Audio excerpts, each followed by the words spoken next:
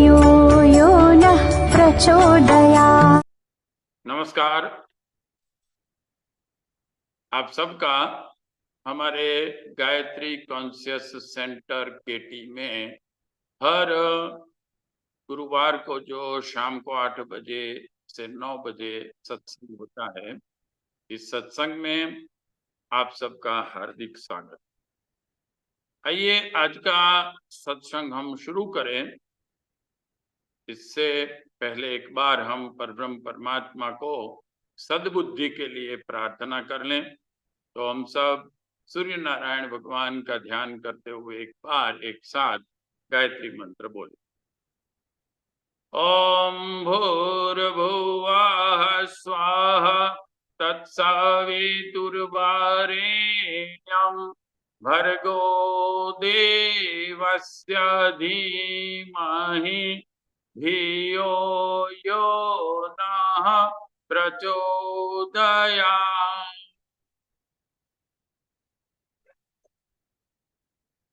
हमारे अगले सत्संग में हमने देखा योग दर्शन का थोड़ा पार्ट पार्शली हमने समझने की कोशिश। आइए आज हम वहां से शुरू करते हैं, लेकिन इससे पहले हम देख लें कि योग दर्शन क्या है। तो परम पूज्य गुरुदेव ने जो भारतीय संस्कृति के बहुत ही इंपॉर्टेंट जो शास्त्र कहे गए हैं, उनमें से 4 वेद, 4 उपवेद, 108 उपनिषद, 1100 उपनिषद, ब्राह्मण ग्रंथ, 6 दर्शन हमारे, 18 पुराण, 46 उप पुराण, 24 गीता, इन सब का ट्रांसलेशन विद इंटरप्रिटेशन करके विश्व के समक्ष रखा। और उनमें 6 दर्शन हैं जो जिसे हम फिलोसॉफिकल अप्रोच कह सकते हैं। और इन 6 दर्शन में से हम जो योग दर्शन एक है, कौन कौन से 6 दर्शन हैं आगे हमने देख लिया। योग दर्शन के बारे में डिटेल में समझ रहे हैं। योग दर्शन क्या है? व्यक्तित्व निर्माण का शास्त्र है। आजकल जिसे एंटायर डेवलपमेंट ऑफ पर्सनालिटी कहा जाता है। पूर्ण विकसित पर्सनालिटी हमारी क्या है और हम कैसे कर सकते हैं, ये हमारी भारतीय संस्कृति में मार्गदर्शन पूर्ण रूप से दिया गया है। और इसमें गायत्री की पंचकोशी साधना और योग दर्शन बड़े महत्व के बुक्स हैं, 2 शास्त्र। तो योग दर्शन में इसे अष्टांग योग भी कहते हैं, हमने देखा, क्योंकि उसके 8 अंग हैं। यम, नियम, आसन, प्राणायाम, प्रत्याहार, धारणा, ध्यान को हमें समझना है। और इसे कैसे जीवन में इसे हम प्रैक्टिकल में रख सकते। तो वह 8 अंगों में से हमने अगले सत्संग में पंचकोश को समझा। पंचकोश यानी कि पंच जो हमारे अन्नमय कोश, प्राणमय कोश, मनोमय कोश, विज्ञानमय कोश, आनंदमय कोश को विकसित करने की जो शुरुआत में हमें 5 यम दिए गए योग दर्शन के, जैसे उस पूर्ण व्यक्तित्व को जागृत करना है। 1 मिनट में जरा बात कर लूं। शुरू। Okay, yes. तो ये 5 जो यम दिए गए हैं व्यक्तित्व विकास में, सबसे पहले हमें यह ध्यान रखना है कि हम बाहरी जगत के साथ कैसा व्यवहार करें। तो इसके लिए अहिंसा, सत्य, अस्तेय, ब्रह्मचर्य और अपरिग्रह, इसे हमने समझा। अब इसके बाद 5 नियम आते हैं। नियम 5, जिसमें शौच, संतोष, तप, स्वाध्याय और ईश्वर प्रणिधान, यह आए। इसमें से हमने अगली बार शौच और संतोष, इन दोनों को समझा। स्वच्छता, सुव्यवस्थितता जीवन में कितनी आवश्यक है। इसके बाद संतोष।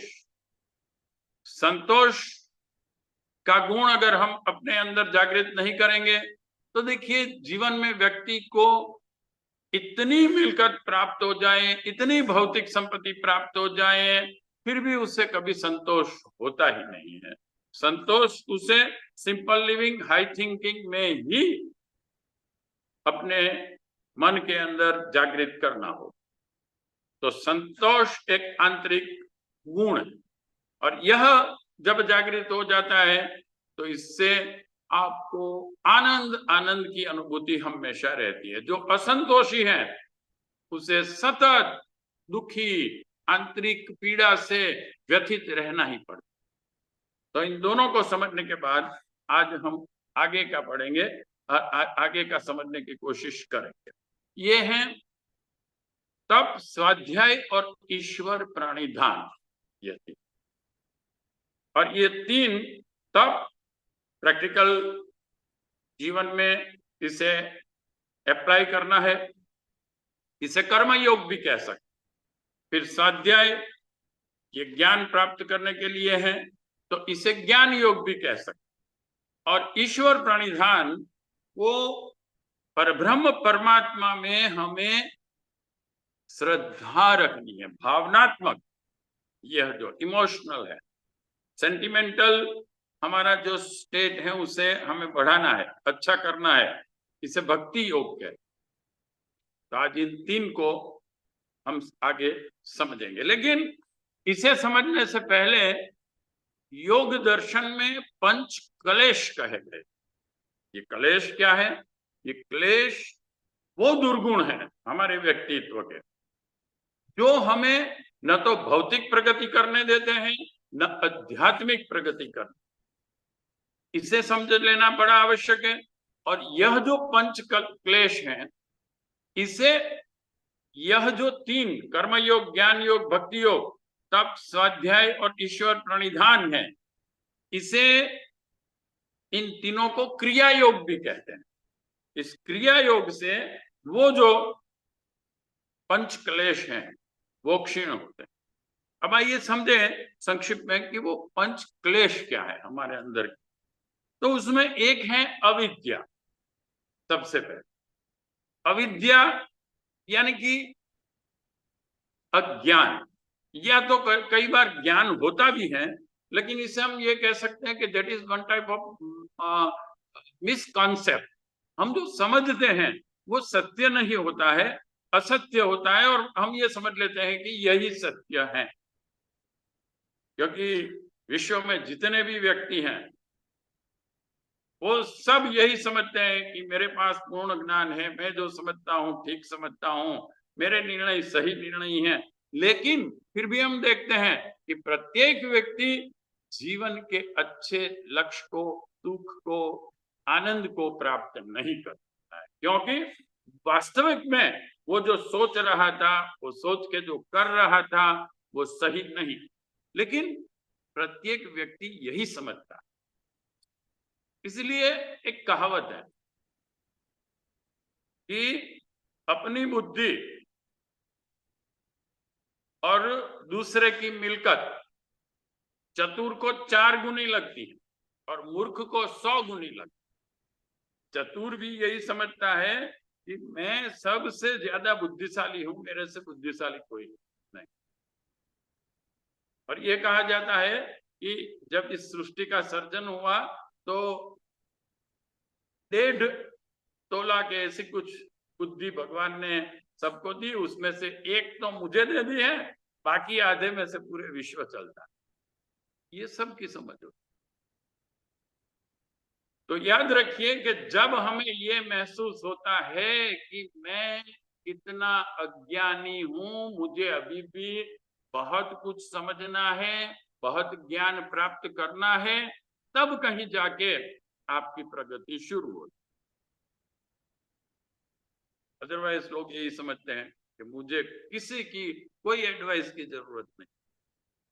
आइंस्टाइन ने भी अपने जीवन के अंतिम समय में यह डिक्लेयर किया था कि हम यह समझते थे कि हम बड़े ज्ञानी हो गए हैं, बड़े वैज्ञानिक हैं और हमने बहुत कुछ जान लिया है, लेकिन अब आज मैं ये फील कर रहा हूं कि हमने जो जाना है वो पूरे विश्व के ज्ञान में से जैसे एक समुन्द्र के किनारे पर हम खड़े हैं और कुछ कंकर पत्थर और छिप वगैरह ही हमें अभी मिला है, हमारे सामने एक बहुत बड़ा पूरा सागर पड़ा हुआ है जिसे हमें जानना।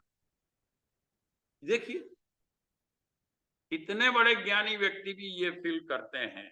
तो जब हम यह समझें कि क्या मैं कहाँ तक सच हूं, मेरे में कितना ज्ञान है और कितने मेरे ज्ञान सत्य है, इन सब का एक एनालिसिस करना। तो इस अविद्या को हमें दूर करना, मिसकंसेप्ट को हमें दूर करना है, अज्ञान को हमें हमारे में से दूर करना है। और ये तभी हो सकता है जब हम ज्ञान प्राप्ति के लिए, सत्य ज्ञान प्राप्ति के लिए प्रयत्न करें। और उसके लिए एक एनालिसिस भी हमें करना पड़ेगा कि विश्व में कहां से ये मिलेगा मुझे। सत्य ज्ञान 4 वेदों में ये हम समझ के रखें। तो ये है अविद्या। इसके बाद आता है अस्मिता। अस्मिता का अर्थ है अहंकार। प्रत्येक व्यक्ति को एक फीलिंग होता है, मैं हूं, ऐसी एक अनुभूति होती। और इस अनुभूति में अच्छाई भी है और कभी बुराई भी, ये हमें समझना। जब हमारे अंदर अहंकार आता है, जब हमारे अंदर स्वार्थ जागृत होता है, जब हम अपना ही सोचते रहते हैं, अपने को बड़ा साबित करने का प्रयत्न करते रहते हैं, तब यह अहंकार हमारे व्यक्तित्व को बहुत ही नुकसान करता। लेकिन जब हम इस अहंकार को उस व्यापक परब्रह्म परमात्मा में विलीन कर देते हैं, जिसे समर्पण योग में परम पूज्य गुरुदेव ने समझा, और हम उस परब्रह्म परमात्मा के अंश हैं, यह भाव हमारे अंदर जागृत होते हैं। हमारा अहंकार जब सतोगुणी होता है, तब हम अच्छे कार्य करने के लिए सोचते हैं। हम तो रहता ही है वहां तक भी, लेकिन फिर अच्छे कार्यों में हम स्पर्धा करते हैं दूसरों से। चलो भाई, हमने कितने व्यक्ति को अच्छे मार्ग की ओर जाने की प्रेरणा दी, मैंने ज्यादा, तो ये अच्छा, ये सत्वगुणी अहंकार है। और इसके बाद और भी जब आप प्रगति करेंगे, तमोगुण, रजोगुण, सतोगुण, और उसके ऊपर एक होता है जो गुण, उसे कहते हैं, इन 3 में से एक भी गुण न रहे जब, निर्गुण अवस्था इसे कहते हैं, यह प्राप्त करनी पड़ती। और तब हम और परमात्मा के बीच कोई डिफरेंस नहीं रहता, अद्वैत हो जाता है। अपना अहंकार उस व्यापक परब्रह्म परमात्मा में विलीन, और हम अपने लिए कभी सोचते नहीं हैं, अपने लिए कुछ कार्य नहीं करते हैं। और हम, जैसे गुरुदेव ने कहा था कि मैं मेरे गुरु के हाथ की कठपुतली, मैं मेरे गुरु का गुलाम हूं और भगवान के हाथ की कठपुतली। गुलाम की अपनी कोई इच्छा नहीं होती, कठपुतली जैसे वो मदारी की अंगुलियां घूमती है वैसे नाच, उसके अपना इच्छाएं, अपनी चिंता उसे कुछ। इसे यज्ञों के अंदर नरमेघ यज्ञ कहा, यानी कि व्यक्ति अपने आप मर जाता है, ऐसा कह सकते हैं। और कई बार तो सन्यास लेते वक्त हमारे धर्म में एक ऐसी प्रक्रिया है कि सन्यासी की मृत्यु हो गई, उसे चिता पर तक सुला दिया जाता है और फिर वहां से उसे उठाया जाता है, यानी कि वो ये समझ ले कि अब मेरा अंतिम संस्कार तक हो गया, अब मैं नहीं हूं, अब मैं विश्व कल्याण के लिए परब्रह्म परमात्मा के साथ। ये दूसरा क्लेश, अस्मिता। इसके बाद आता है राग। राग का अर्थ यह है कि हम किसी अपने व्यक्ति की ओर दुराग्रह रखते हैं, उसकी गलतियां हम नहीं देखते हैं। मेरा भाई है, मेरा पति है, मेरी पत्नी है, मेरे माता पिता हैं, और इससे हम दूसरों को अन्याय करने लगते हैं। कभी मेरे बेटे के लिए मैं दूसरे बेटे को दूसरे के बेटों को अन्याय कर दूं, उनका शोषण करने लगता हूं। यह जो डिफरेंस रहता है हमारे दृष्टिकोण में, मेरा बेटा मेरा भाई ही है, वो ही अच्छा होना चाहिए, जबकि हम तटस्थ न्यूट्रल दृष्टिकोण से ये नहीं देख सकते हैं कि कौन अच्छा है कौन बुरा। ये राग हमारे अंदर जहां तक रहता है वहां तक हम सही ऑब्जर्वेशन न तो अपना कर सकते हैं, न विश्व का, न किसी व्यक्ति, न परब्रह्म परमात्मा। प्रेजुडाइस भी इसे कह सकते हैं, किसी व्यक्ति, किसी स्थूल पदार्थ की ओर ये हो सकता है। इसे हमें दूर करना है और हमारा दृष्टिकोण, हमारी भावनाएं समान होनी चाहिए, जिसे वैराग्य कहा जाता है। वैराग्य इसे नहीं कहते कि आप अपने परिवार को छोड़ दे। वास्तविक में वैराग्य का अर्थ है जितना प्रेम आपने अपने बच्चों को किया, अपने परिवार को किया, उतना ही प्रेम अब आप विकसित कर। तो इस राग को भी अगर हम अपनी प्रगति करना चाहते हैं तो हमें अपने व्यक्तित्व में से इस दुर्गुण को दूर करना होगा। हम कई देखते हैं, हमारी सेवा भावी संस्थाएं जो होती हैं, एनजीओज होते हैं, उनके कार्यकर्ताओं में भी राग द्वेष बाद में समझेंगे, राग वगैरह होता है। ये मेरे ग्रुप का है, वो दूसरे ग्रुप का है, और जो मेरे ग्रुप का है उसमें अगर सही सद्गुण नहीं भी है तो भी वो अच्छा है, और दूसरे में सही सद्गुण है, अच्छा व्यक्तित्व है, इसे ही राग है। इस राग के बाद अब द्वेष, जैसे राग से द्वेष। द्वेष क्या है कि व्यक्ति किसी और की प्रगति देख नहीं सकता। हमारा पड़ोसी अच्छी कार लाया, दुखी हो जाएगा, द्वेष होता है। द्वेष कई प्रकार से आते हैं। किसी की प्रतिभा विकसित हो रही है तो आपको उसकी ईर्ष्या हो, और आप किसी भी तरीके से उसे नीचा दिखाने के लिए प्रयत्न करें।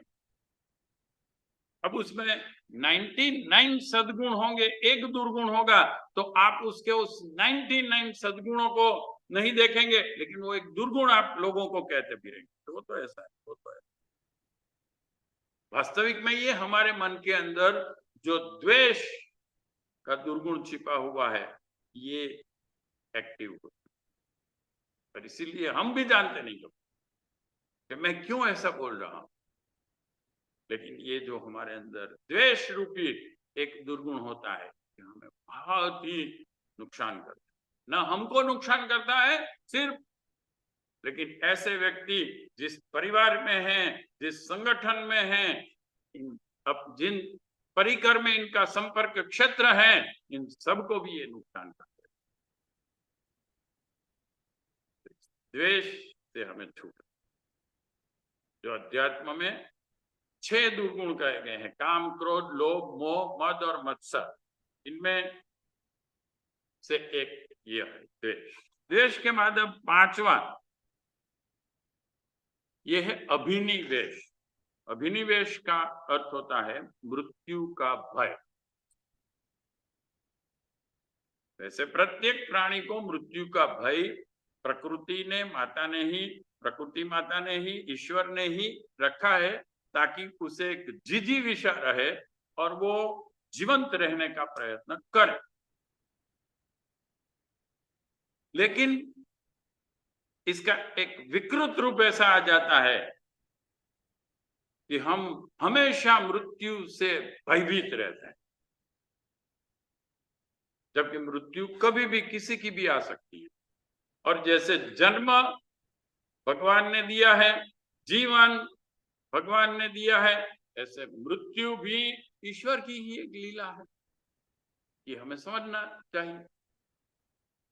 इस विश्व में जो भी परब्रह्म परमात्मा ने बनाया है, बहुत सोच समझ कर बनाया है। जन्म, जीवन, मृत्यु, इन सब की आवश्यकता है। और कई बार तो हम मृत्यु के बाद का अपना जीवन बहुत ही समुन्नत होता है, वो जानते नहीं है, इसलिए मृत्यु से डरते हैं। तो इस मृत्यु के भय को निकाल डाल। गीता में स्थित प्रज्ञ व्यक्ति के 26 कैरेक्टरिस्टिक्स, उसके प्रॉपर्टीज, गुण, सद्गुण समझाए हैं भगवान कृष्ण।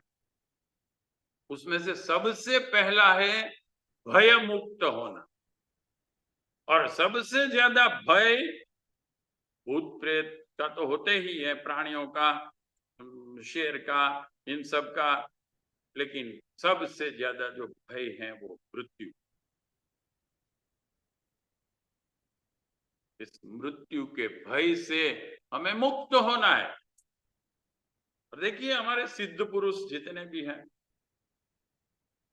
उनमें ये क्षमता थी कि अपने आप मृत्यु का वरण कर सकते थे, अपने आप शरीर को छोड़ सकते थे। जैसे परम पूज्य गुरुदेव ने गायत्री जयंती के दिन सुबह आश्रम के जो महत्व के व्यक्ति थे, कार्यकर्ता, इन सबको बुलाया और कहा कि मैं बस अब 10 मिनट के बाद मेरा शरीर छोड़ दूं। तुम डर गए, क्या कहते हैं गुरुजी, मेरा इस जन्म का काम पूरा हुआ। उन्होंने अंतिम संदेश भी लिख के रख दिया था। ऐसे अंतिम संदेश, और गायत्री जयंती के दिन सुबह उन्होंने स्वेच्छा से अपना शरीर त्याग दिया और सबको ये भी कहा कि मैं समाधि में बैठ जाऊंगा, मेरा शरीर लुढ़क जाएगा, लेकिन 2 घंटे तक आप कोई इसके नजदीक नहीं है। ये मत समझिएगा कि गुरुदेव को हार्ट अटैक आ गया और उनको जल्दी से हॉस्पिटल ले जाएं। आप कोई 2 घंटे तक इनके नजदीक नहीं आए और फिर 2 घंटे के बाद तुरंत उसका अग्नि संस्कार कर दें। तो जो परिपूर्ण विकसित व्यक्ति वाले व्यक्ति होते हैं, तो मृत्यु से डरते नहीं है। एक नॉर्मल प्रोसेस, जैसे हम जीवन जीते हैं, भोजन करते हैं, पानी पीते हैं, ये सब नॉर्मल प्रोसेस है, जन्म लेते हैं, ऐसे नॉर्मल प्रोसेस उसे समझे। और क्योंकि ईश्वर ने इसे डिजाइन किया है, तो बिल्कुल सही डिजाइन किया होगा, इसमें कोई गलती नहीं होगी, कोई तकलीफ नहीं होगी। तो ये मृत्यु के भय, तो इन 5 क्लेशों को योग दर्शन में बहुत ही 5 दुर्गुणों को ही दूर करना, ये हमारा लक्ष्य है। क्योंकि दुर्गुण जहां तक अपने व्यक्तित्व में होते हैं, वहां तक हम व्यक्तित्व विकसित नहीं करते। अब आगे बढ़ते हैं। जो यम के बाद नियम हमने 5 देखे और उसमें शौच और संतोष के बारे में समझा। अब हम यही तप के बारे में समझे। तीसरा है तप। जैसी करनी आपकी तैसा ही फल लेत, कूड़े कर्म कमाई के सैया दोष न दे। याद रख, हमें जो सुख दुख मिलते हैं वो हमारे ही कर्म का परिणाम। हमारे ऋषि मुनियों ने बहुत डीपी से समझा दिया, जिसे हम कह सकते हैं कि आज के डॉक्टर तो शरीर की एनाटॉमी ही कहते हैं, लेकिन हमारे ऋषियों ने स्पिरिचुअल एनाटॉमी हमारे सामने रख दी है कि चेतना जो हमारे अंदर है उसमें क्या है। मन, बुद्धि, चित्त और अहंकार, इन 4 अवयवों को समझाया और ये कैसे काम कर रहे हैं। और इसमें जो चित्त है उसके अंदर हमारा हजारों जन्म का डेटा रहता है कि हमने क्या कर्म किए, हमने क्या पूरे विश्व की ओर अपने भाव हृदय में से कैसे जागृत किए, क्या सोचा, इन सब का डेटा रिबाउंड हो गए हमारे चित्त में रहे, और इसका हमें इस जन्म में या अगले कई जन्मों में भी कहीं ना कहीं इसका परिणाम मिलता। तो तप का डेफिनेशन अगर हम देखें तो इसका डेफिनेशन देते हुए ये कहा है कि सत्य के मार्ग पर चलते हुए, समाज सेवा के मार्ग पर चलते हुए, धर्म प्रचार के मार्ग पर चलते हुए, जीवन में अच्छे कार्य करते हुए जो भी आपको कष्ट का सामना करना पड़ता है उसे आप सह लें, डरे नहीं, कष्ट सहकर भी अपने आदर्शों को कभी न छोड़े। और हम कई महापुरुषों को देख सकते कि जिन्होंने कष्ट सहकर भी अच्छे कार्य किए। माता कैकेयी को सिर्फ गुरुदेव ने रामायण का सबसे श्रेष्ठ पात्र समझाया। क्यों? जब ऋषि मुनियों को राम और लक्ष्मण की जरूरत थी असुरों के सामने लड़ने के लिए, उनको बला और अति बला विद्या समझाने के लिए अपने आश्रमों में लाना था, बला और अति बला विद्या, दैट मीन्स गायत्री और सावित्री का नॉलेज, तब राजा दशरथ पुत्र मोह में उन्हें छोड़ना नहीं चाहते ना। उन्होंने कहा मैं आऊंगा, मेरा लश्कर आपके साथ आएगा, असुरों को नष्ट करेगा, राम भी छोड़। उस वक्त आप देखिए ऋषि मुनियों ने माता कैकेयी को कहा, माता जी आप हमें मदद, आपके पास 2 वरदान पड़े हैं। देखिए पहली बात तो ये है कि राजा दशरथ ने कई साल पहले ये वरदान दिए थे, माता कैकेयी ने कुछ नहीं मांगा कभी, ये उनकी महानता। फिर जब राजा दशरथ गए थे देवों को सहाय करने युद्ध में, तो 3 रानी में से कैकेयी माता को वो साथ ले, और वहां जब वो रथ डिफेक्टिव हुआ था तो उसमें उंगली डाल दी थी माता कैकेयी। तो उनकी सहन शक्ति भी बहुत अच्छी थी, पति प्रेम भी बहुत बढ़िया था कि पति के लिए जान बचाने के लिए उन्होंने ये कार्य। लेकिन ऋषि मुनियों ने कहा कि हमें आपसे वो 2 वरदान में ये मांगना है, और जब आप हमें अगर देंगे तो आपके पति की मृत्यु होगी और आप जहां तक सूर्य चंद्र रहेंगे बदनाम करेंगे लोग, क्योंकि लोगों में अच्छाई को समझने का दृष्टिकोण सभी के पास नहीं है। हम देखते हैं लोग कई अच्छे व्यक्तियों की भी बुराइयां ढूंढते रहते, महामानवों की भी बुराइयां ढूंढते रहते हैं। जैसे राम और कृष्ण के बारे में भी बहुत ही गलत बोलने वाले विश्व में। तो माता कैकेयी ने अगर अपने स्वार्थ के लिए ही किया होता तो वो आजीवन राम को वनवास दे सकते थे। 14 वर्ष के लिए ही कहा ऋषि मुनि, 12 साल संगठन के लिए, 2 साल युद्ध के। तो उन्होंने कहा कि कोई बात नहीं, मेरे पति अगर इससे आघात से उनकी मृत्यु होंगी तो हम लोग क्षत्रिय हैं, हमारा काम ही यही है कि विश्व कल्याण के लिए मृत्यु का वरण भी होना हो तो युद्ध में हम कभी पीछे नहीं। और मुझे सम्मान मिले या मैं बदनाम हो जाऊं कि उसकी कोई चिंता नहीं है, लेकिन अच्छे काम के लिए मैं मेरे 2 वरदान दे ऋषियों, बहुत प्लान से। तप, श्रेष्ठता के मार्ग पर चलते हुए कष्ट सहे। आज हमारा जीवन ऐसा हो गया है, भोगवादिता, ऐशो आराम करो, और कई बार तो अनैतिक इनकम हम करने लगते हैं अपने जीवन को लग्जरियस बनाने, जो लग्जरी अल्टीमेटली हमें नुकसान करती है। सबसे पहला कर्मयोग, तप, इसे समझें अपने जीवन में, इसे उतारे। गीता में इसे 9/27 और 16/1, 17/14 एंड 16 के मंत्र में इसे समझाया तप को।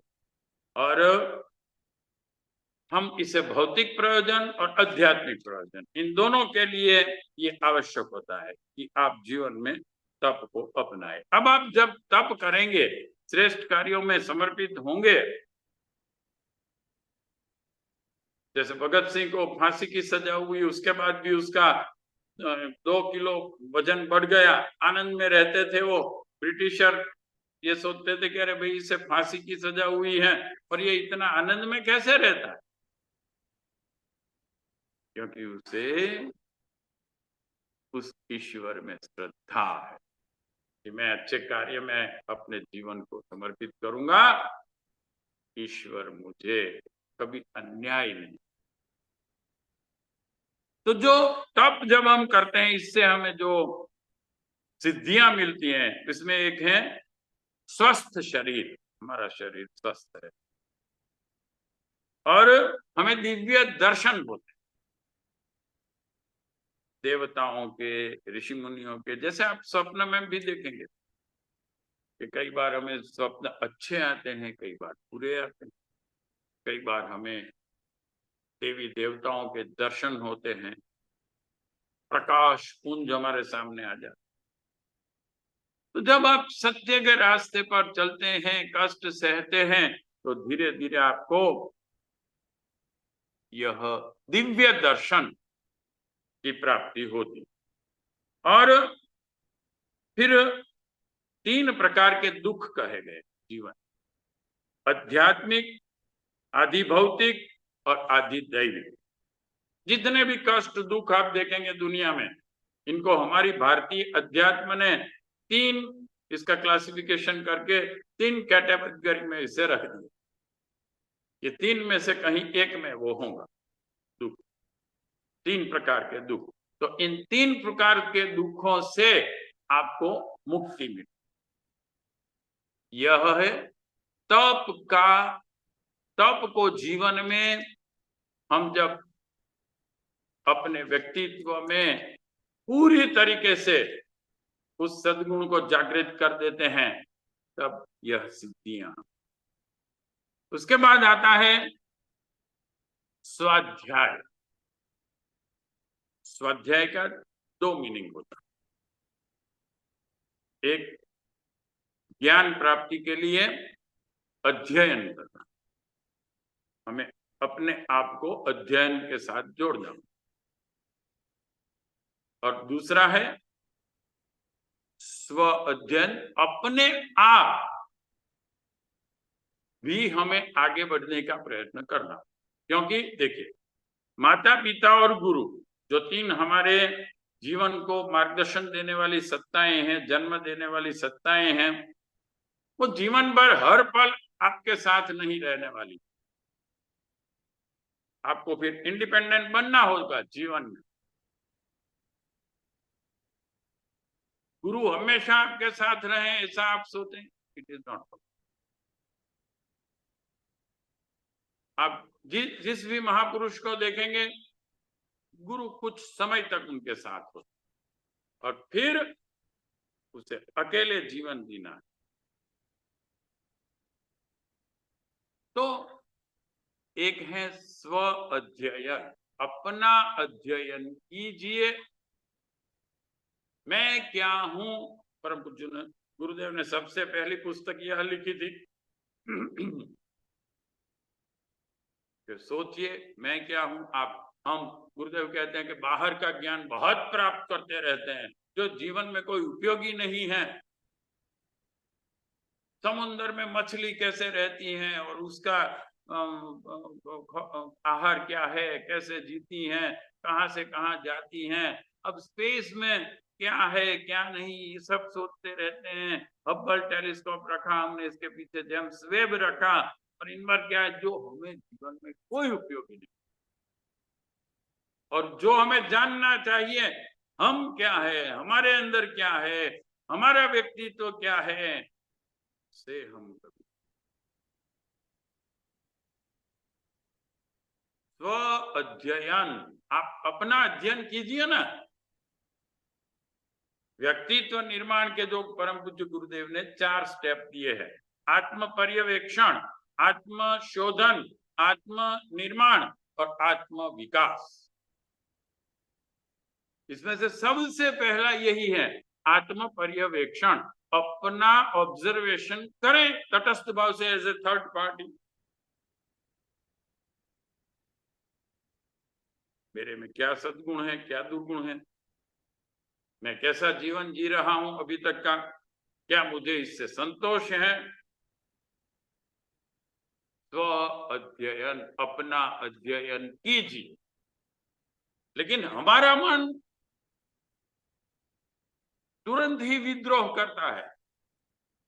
आपको 5 मिनट के लिए भी ध्यान करना चाहिए, एकांत में बैठना चाहिए और अपने आप पर चिंतन करना चाहिए, अपना ऑब्जर्वेशन करना चाहिए।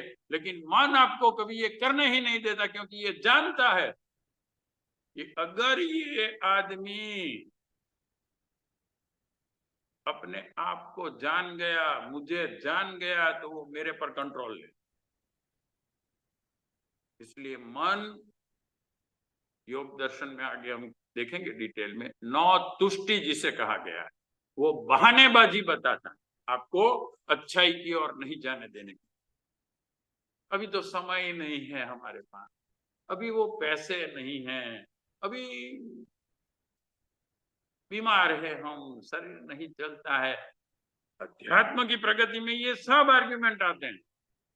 लेकिन जैसे भोगवादिता की ओर आपको जाना है, तब तो कभी आपका मन इनकार नहीं करेगा। उसमें तो और चाहिए, और चाहिए, यह परिस्थिति। तो इसीलिए जब हमें अपने आप के, अपने व्यक्तित्व की, अपनी पूरे व्यक्तित्व का विकास करना है, तो हमें पहला काम अपना अध्ययन, स्व अध्ययन, स्वाध्याय करना आवश्यक। और दूसरा जो मीनिंग है वो है ज्ञान प्राप्त करना। गुरु हमेशा साथ नहीं रहते, आपको ही ये डिसाइड करना है। दुनिया में लाखों नहीं करोड़ों पुस्तकें हैं, इनमें बहुत सारी पुस्तकें, अच्छी पुस्तकें भी हैं, लेकिन आप सभी अच्छी पुस्तकें पढ़ नहीं सकते हैं इस जीवन। तो आपको ये डिसाइड करना पड़ेगा कि मैं इनमें से पूरे जीवन में जब 100 पुस्तकें ही पढ़ सकूंगा, तो वो कौन सी 100 पुस्तकें हैं श्रेष्ठ हैं।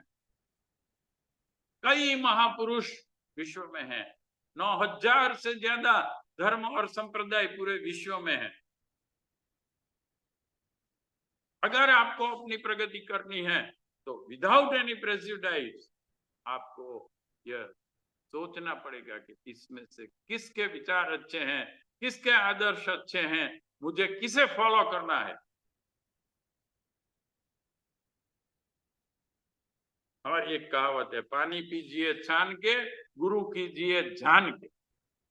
अगर गलत गुरु हमने सिलेक्ट कर लिया तो कहते हैं कि 84 लाख योनियों में फिर से घूमने जाना पड़ेगा, क्योंकि मानव जन्म एक ही ऐसा है जिसमें आप ये सोच सकते हैं कि मुझे क्या करना है, क्या नहीं करना।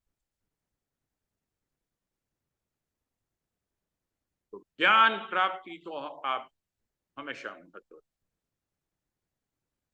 और गुरुदेव ने तो खास इस मिशन को ही इसलिए निर्माण हुआ है। ब्राह्मणत्व, ब्राह्मणत्व का अर्थ होता है ज्ञान, ज्ञान और ज्ञान, नॉलेज।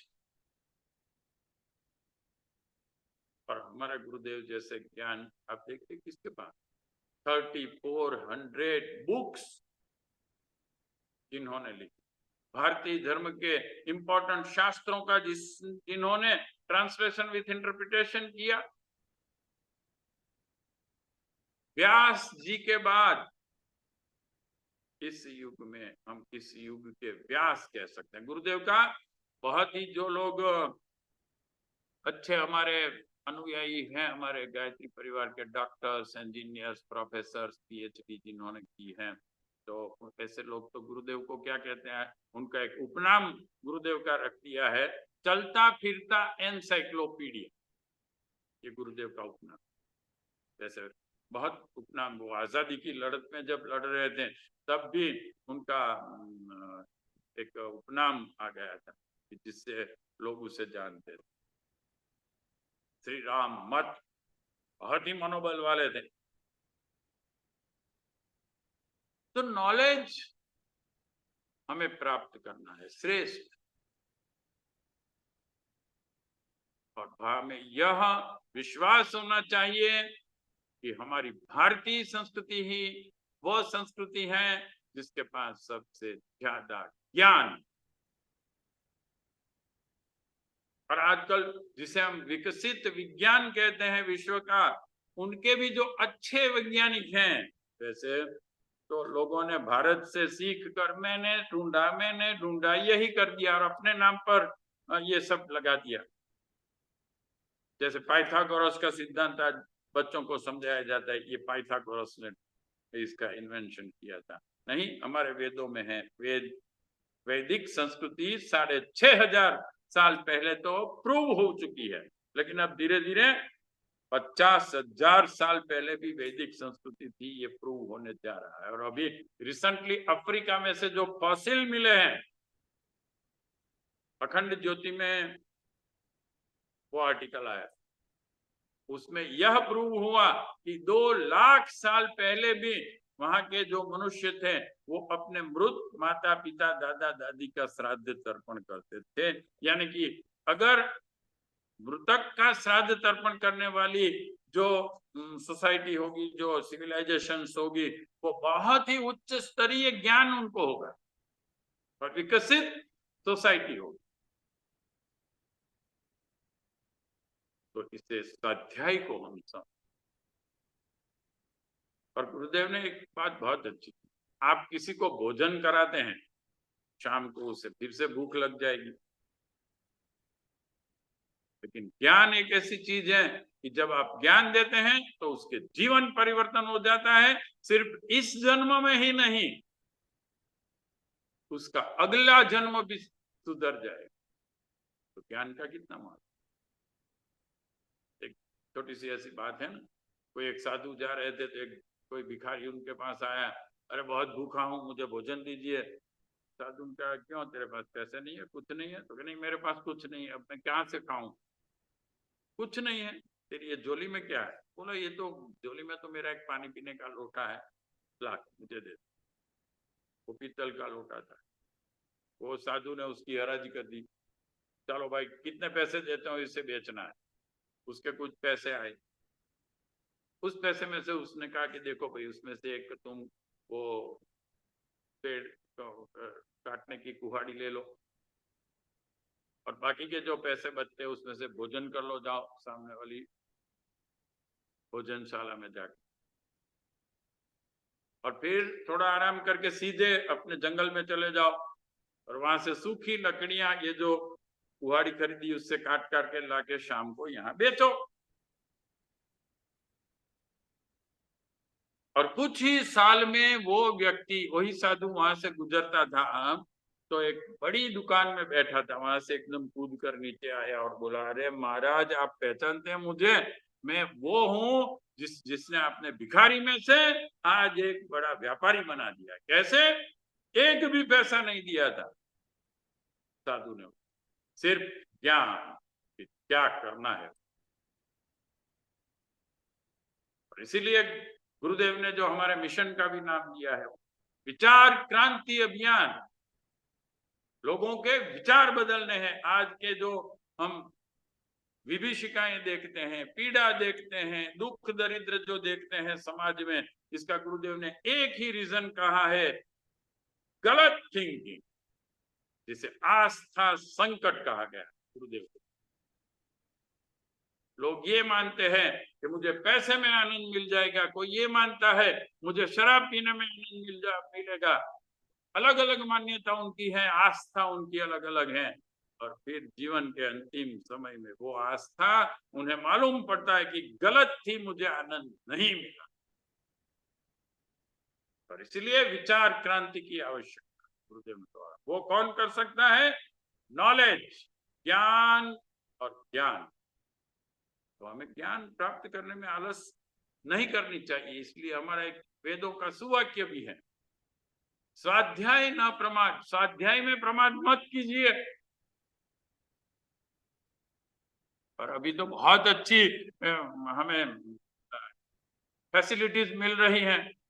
अब तो टैप रिकॉर्डर्स से लेके ऑडियो इंस्ट्रूमेंट इतने अच्छे आ गए हैं कि जिसमें हम गुरुदेव के लेक्चर सुन सकते हैं, गुरुदेव के पुस्तकों की ऑडियो बुक सुन सकते हैं।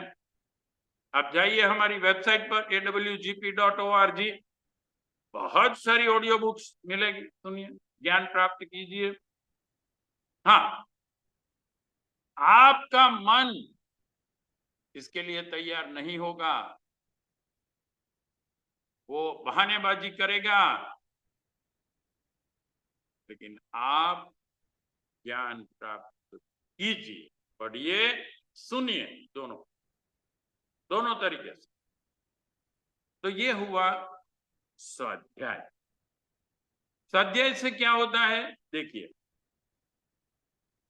जो सिद्धियां मिलती हैं यह है रजोगुण और तमोगुण का आपके व्यक्तित्व में से नाश।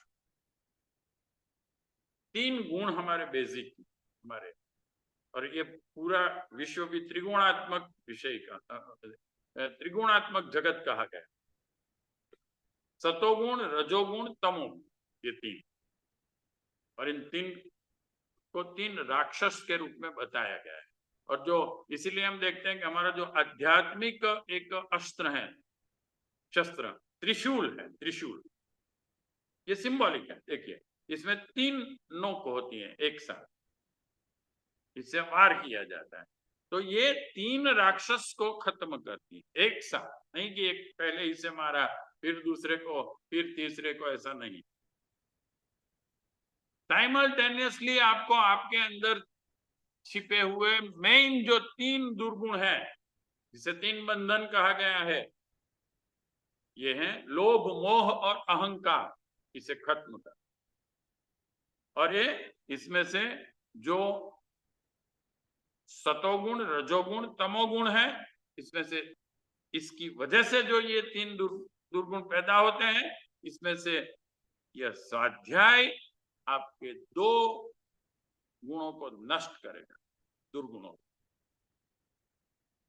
सतोगुण, रजोगुण, तमोगुण में से तमोगुण और रजोगुण, तामसिकता हमें दूर करनी है अपने व्यक्तित्व। और फिर हमारा जो चित्त है, हमारा जो मन है, आप जब सही ज्ञान प्राप्त कर लेते हैं तो आपके अंदर एक प्रकाश जागे, आपके विचार अच्छे बनते, आपकी भावनाएं अच्छी बनने लगती, जिसे आज तक आप नहीं समझ सकते थे कि ये मेरे दुर्गुण है, आप ज्ञान प्राप्त करते ही समझने लगते और उसे छोड़ दे। हमारे परिवार में आध्यात्मिकता में आप देखिए, कई ऐसे व्यक्ति हैं जो आने से पहले जिनका व्यक्तित्व बहुत ही खराब था, वो शराबी थे, जुआरी थे, ऐसे कई व्यक्ति हैं। लेकिन वो जब अच्छाई के साथ जुड़ते हैं, ऑटोमेटिक वो दुर्गुण दूर होते गए और आज एक बड़े सात्विक व्यक्ति हो गए।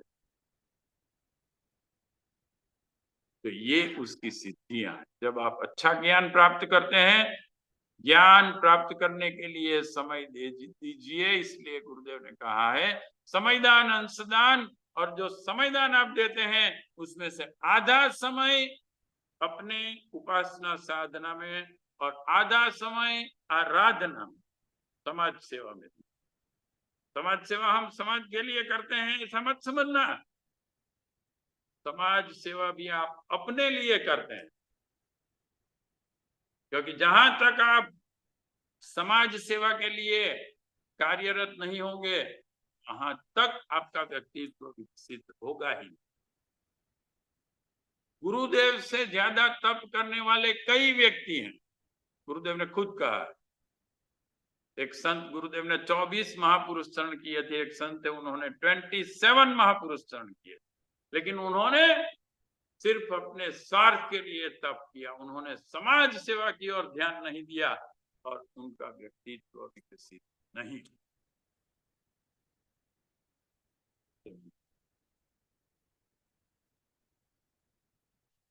और इसके बाद 5वां जो नियम है वो है ईश्वर प्रणिधान, यानी कि भक्ति योग, कर्म योग, ज्ञान योग, तीसरा है भक्ति योग। हमारे 3 शरीर हैं, स्थूल शरीर, सूक्ष्म शरीर और कारण शरीर।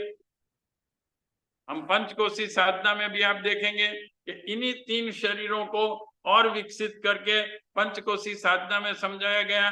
अन्नमय कोश, प्राणमय कोश, मनोमय कोश, विज्ञानमय कोश, आनंदमय कोश। स्थूल शरीर अन्नमय कोश, फिर प्राणमय कोश और मनोमय कोश, सूक्ष्म शरीर, और इससे आगे विज्ञानमय कोश और आनंदमय कोश, वो है कारण शरीर। तो अब भक्ति योग का अर्थ क्या है?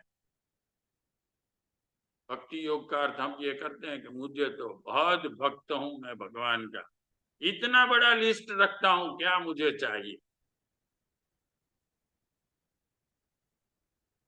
मैं इसलिए भगवान का भक्त हूं कि मुझे ऐसा समझ में आ गया है कि भगवान के पास से सस्ते में सब कुछ मिलता है, मुफ्त में सब कुछ मिलता है।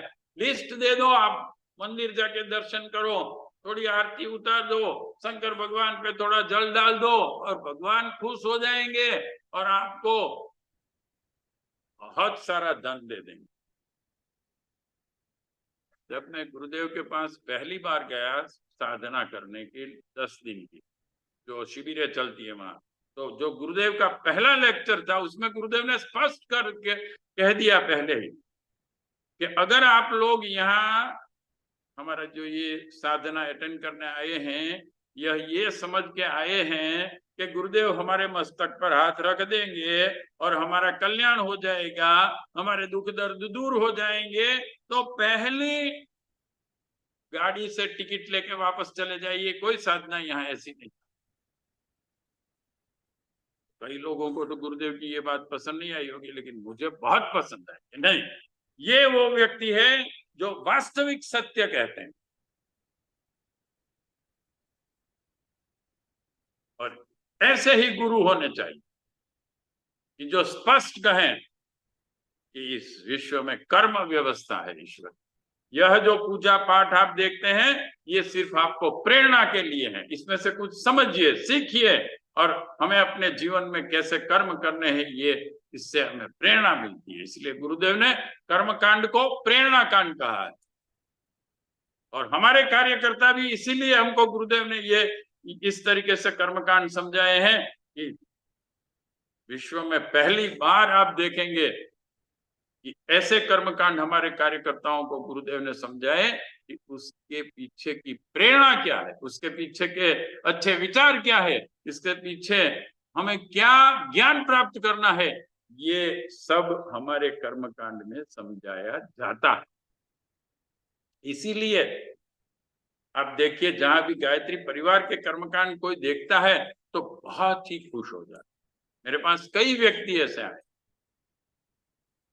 कि भाई साहब ऐसा कर्मकांड तो आज तक हमने ऐसी सत्यनारायण भगवान की कथा सुनी ही नहीं, ऐसा यज्ञ देखा ही नहीं, ऐसी शादी हमने कभी देखी ही नहीं। एक बार मैं एक शादी कराने गया था भारत में, तो बहुत ही रिच फैमिली था, बहुत सारे उसके वीडियोग्राफर्स भी थे। तो जब शादी पूरी हुई तो उसके बाद एक वीडियोग्राफर मेरे पास आया और मुझे उसने कहा कि पंडित जी, 15 साल से मैं ये बिजनेस करता हूँ, शादियों के वीडियो उतारता हूँ, लेकिन आज आपने जो शादी कराई, ऐसी शादी मैंने कभी नहीं दी। बहुत ही बढ़िया रही आपका आज। क्यों? क्योंकि गुरुदेव ने हमें ऐसा तैयार किया, और हम जो विचार देते हैं गुरुदेव के, हम जो विचार देते हैं भारतीय संस्कृति के, इसका प्रभाव पड़ता है। जबकि विश्व में आप देखें, कर्मकांड ऐसे कराए जाते हैं। इसीलिए दयानंद सरस्वती जी जैसे क्रांतिकारी लोगों को यह कहना पड़ा कि हमारा हिंदू समाज मूर्ख ब्राह्मणों और व्यंढड़ क्षत्रियों से भरा हुआ। तो गौ हत्या होती है फिर भी जिनके लहू नहीं खौलते, माताएं बहनें की इज्जत लूटती हैं, लेकिन बैठे रहते और अपने आप को क्षत्रिय कहते हैं और सच्चा ज्ञान नहीं देते समाज को, अपने आप को बड़ा धर्मगुरु साधु समझते हैं। गुरुदेव की एक बहुत बड़ी अच्छी पुस्तक है, साधु चेते ब्राह्मण जागे। वास्तविक में उन्हें क्या करना है?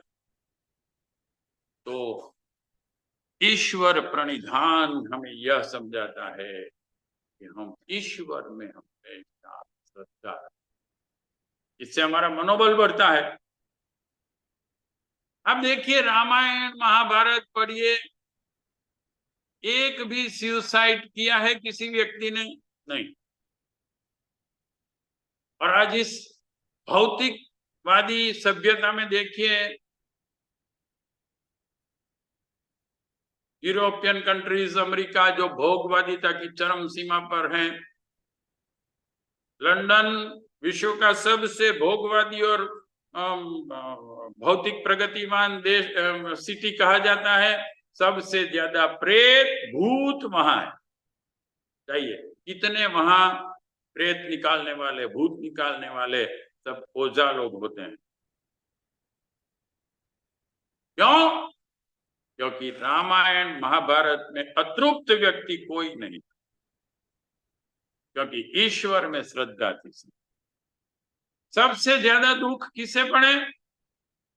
भगवान कृष्ण और राम को। और फिर भी उन्होंने अपने आप को महामानव बना दिया, अवतारी चेतना बना दी। क्यों? रामायण महाभारत में आप एक एक व्यक्ति पर आए हुए कष्टों को देखेंगे। राम को अभी सिंहासन पर बैठना था, दूसरे क्षण कह दिया आप जाइए वनवास। और आप वाल्मीकि रामायण में एक पंक्ति पढ़े, बहुत अच्छी है, जिसका ये वर्णन है कि राम को जब सिंहासन पर बैठाने की तैयारी चल रही थी, तब भी उनके चेहरे पर मुस्कान थी, और जब वनवास के लिए जब जा रहे थे तब भी उनके चेहरे पर मुस्कान थी। क्योंकि बाह्य सुख दुखों को हमारे शास्त्रों में नहीं माना गया है सुख का साधन। हम ईश्वर में श्रद्धा रखें। हमेशा जीवन में जो ईश्वर प्रणिधान भक्ति योग, ईश्वर में श्रद्धा का अर्थ यह है कि हमें ईश्वर की कर्म व्यवस्था पर श्रद्धा हो, कि हम अच्छे कर्म करेंगे हमें अच्छा फल मिले। तो आज हमने